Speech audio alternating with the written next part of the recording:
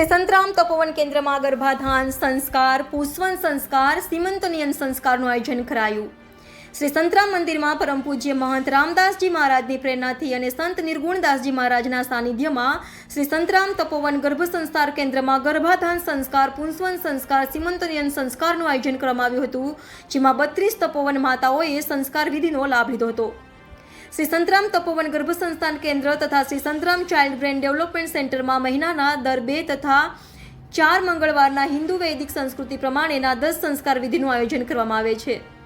સંસ્કાર વિધિ ગર્ભસ્થ શિશુ તેજસ્વી, બળવાન, પરાક્રમી, તંદુરસ્ત અને દીર્ઘાયુષ્ય બને અને ગર્ભસ્થ શિશુના શારીરિક, માનસિક અને આધ્યાત્મિક વિકાસ થાય તે માટે કરવામાં આવે છે.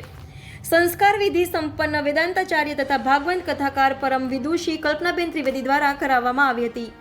Reporter Naresh Ganwani, Gujarat crime news, Nadiad.